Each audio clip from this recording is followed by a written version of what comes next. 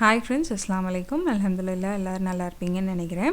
நான் ரீசெண்டாக மீஷோவில் சில ஸ்டோரேஜ் கண்டெய்னர்ஸ் எல்லாம் வாங்கியிருந்தேன். அதோடைய ஒரு சின்ன ரிவ்யூவும் அதை நான் எப்படி என்னுடைய கிச்சனில் ஆர்கனைஸ் பண்ணுறேன் அப்படிங்கிறதையும் தான் இன்றைக்கி வீடியோவில் பார்க்க போகிறோம்.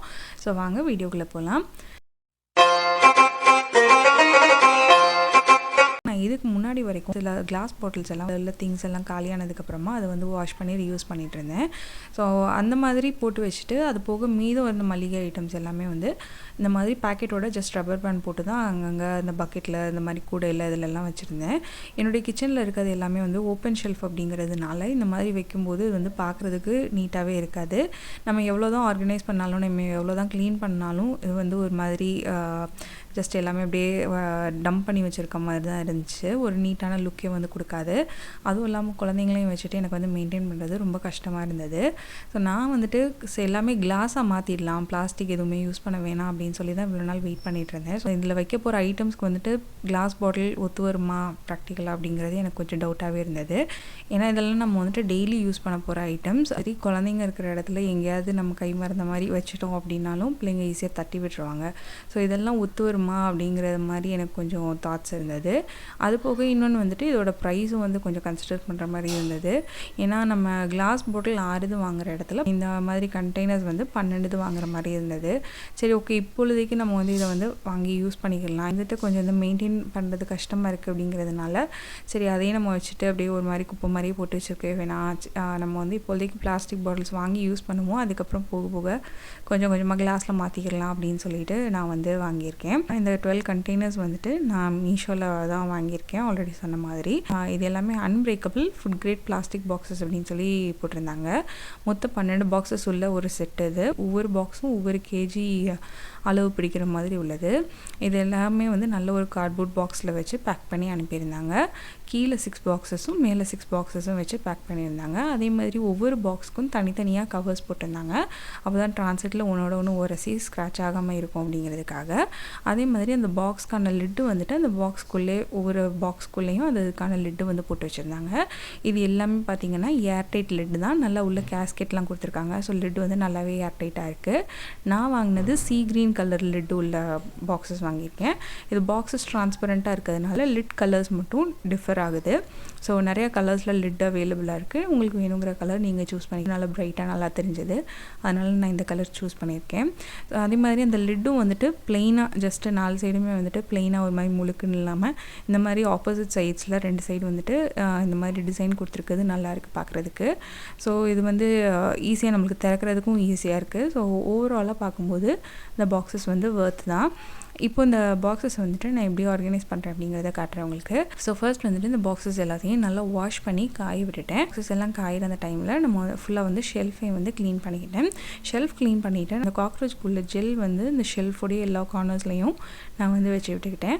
ஏன்னா இங்கே சென்னையை பொறுத்த வரைக்கும் காக்ரோச் ஈஸியாக வந்துடும். எப்படி வருதுன்னே தெரியாது. சின்னதாக ஒன்று வந்துச்சு அப்படின்னா கூட அடுத்தடுத்து நிறைய வர ஆரம்பிச்சிடும். அது எங்கேருந்து வருது எப்படி வருது அப்படின்னே நம்மளுக்கு தெரியாது. நான் இது நாள் வரைக்கும் அல்ஹம்துலில்லாஹ் காக்ரோச்சஸே இல்லாமல் தான் மெயின்டைன் பண்ணிகிட்ருக்கேன். ஸோ அதே மாதிரி இனிமேலும் வந்துடக்கூடாது அப்படிங்கிறதுக்காக நான் இந்த ஜெல் யூஸ் பண்ணிக்குவேன். ஸோ இது 45 டேஸ்க்கு ஒன்ஸ் யூஸ் பண்ண சொல்லி அதில் கொடுத்துருக்காங்க. அதே மாதிரி நான் அப்பப்போ மந்த்லி க்ளீன் பண்ணும்போதெல்லாம் இந்த ஜெல் யூஸ் பண்ணிக்குவேன். இப்போ அந்த பாக்ஸஸ் எல்லாமே நல்லா காஞ்சதுக்கப்புறமா நான் ஒவ்வொரு பாக்ஸும் ஒரு கிலோ பிடிக்குதா அப்படிங்கிறத செக் பண்ணிக்கிட்டேன். ஏன்னா அந்த பாக்ஸஸ் வாங்கும்போது நிறைய இது சர்ச் பண்ணப்போ ஒருத்தவங்களுடைய ரிவ்யூ பார்த்தேன். அதில் இந்த பாக்ஸ் 1 kg பிடிக்க மாட்டேங்குது, கம்மியாக தான் பிடிக்குது அப்படின்னு சொல்லி எழுதியிருந்தாங்க. ஸோ ஓகே, நம்மளும் ஒரு தடவை பர்சனலாக செக் பண்ணிக்கலாம் அப்படின்னு சொல்லி செக் பண்ணிக்கிட்டேன். ஸோ அப்படியே உங்களுக்கும் காட்டியிருக்கேன் பாருங்கள்.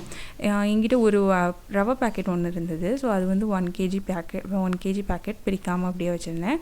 ஸோ அந்த பேக்கெட் எடுத்து ஃபர்ஸ்ட் இந்த பாக்ஸில் போட்டு பார்த்தேன்.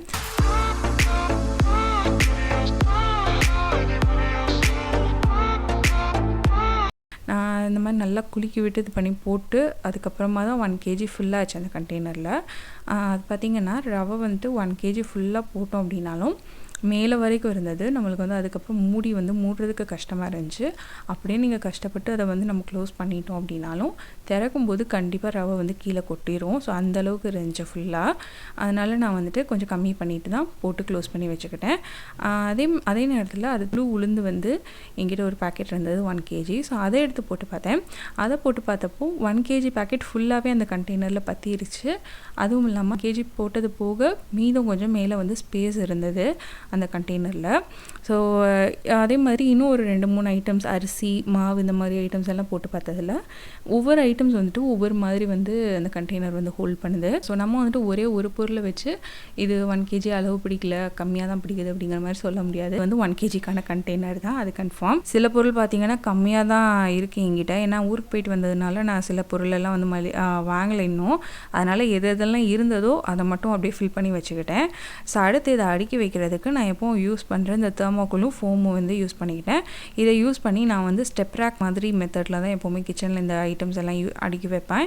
ஏன்னா அப்போ தான் வந்துட்டு நம்மளுக்கு பின்னாடி என்ன பொருள் இருக்குது அப்படிங்கிறது ஈஸியாக தெரியும். இல்லை அப்படின்னா நம்ம பாட்டுக்கு யூஸ் பண்ணாமல் விட்டுருவோம் இல்லையா. ஸோ அதனால் நான் வந்துட்டு இந்த மெத்தட் தான் யூஸ் பண்ணுவேன். ஸோ அதுக்கு வந்துட்டு இந்த தெர்மோக்கோல் மேலேயும் இந்த ஃபோம் மேலேயும் என்கிட்ட எக்ஸ்ட்ரா வால்பேப்பர் இருந்தது. அந்த வால்பேப்பரை பேஸ்ட் பண்ணிவிட்டு அதையும் வந்து ஸோ அதை வச்சு அது மேலே வந்து நான் இந்த ஸ்டெப் ரேக் மெத்தடில் இந்த பாக்ஸஸ் எல்லாத்தையும் அடுக்கி வச்சுட்டேன். ஸோ அடுக்கிட்டு உங்களுக்கு காட்டுறேன்.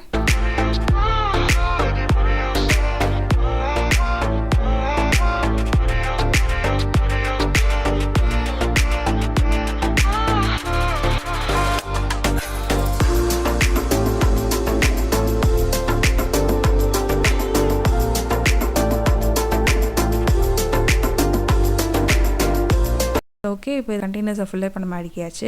அடுத்து பார்த்திங்கன்னா பக்கத்தில் எங்கிட்ட இந்த லேசி சூசன் இருந்தது. இது வந்து நான் வாங்கி ரொம்ப நாள் ஆச்சு, ஆனால் யூஸ் பண்ணவே இல்லை. இப்போ தான் எடுத்திருக்கேன். இது வந்துட்டு நான் அமேசான் சேலில் 99 rupeesக்கு வாங்கியிருந்தேன். இதோடைய குவாலிட்டி வந்துட்டு ஒரு 60 ரூபாய் 70 ரூபாய்க்கு ஒரு பிளாஸ்டிக் பொருள் வாங்கினோன்னே எப்படி இருக்கும் அந்த மாதிரி தான் இருக்குது. 99 rupeesக்கெல்லாம் ஒர்த் கிடையாது. ரொம்ப லேஸாக இருக்குது அதோடைய பிளாஸ்டிக் பார்த்திங்கன்னா.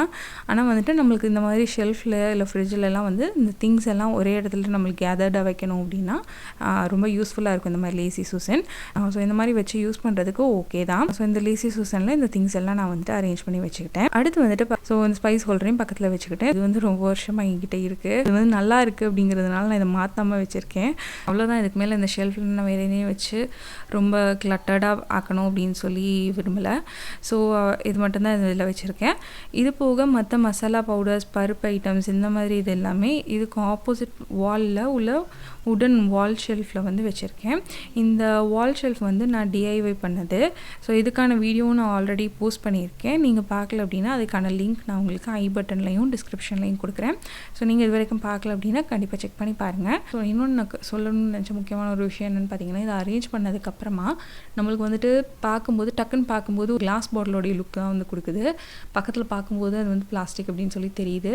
ஏன்னா அது வந்து டிரான்ஸ்பரண்ட் பாக்ஸஸாக இருக்கிறதுனால இதிலே பிரிண்டட் எல்லாமே இருக்குது. ஆனால் நம்ம வாங்கிட்டு வாஷ் பண்ண அதில் உள்ள பிரிண்ட் எல்லாம் ரிமூவ் ஆயிடுச்சுன்னா ரொம்ப அசிங்கமாயிடும். அதனால நான் வந்து பிரிண்டட் பாக்ஸஸ் வாங்கலை. ஸோ இந்த டிரான்ஸ்பரண்ட் பாக்ஸஸ் இந்த கலர் லிட்டு எல்லாமே வந்து ரொம்ப சூப்பராக இருக்குது.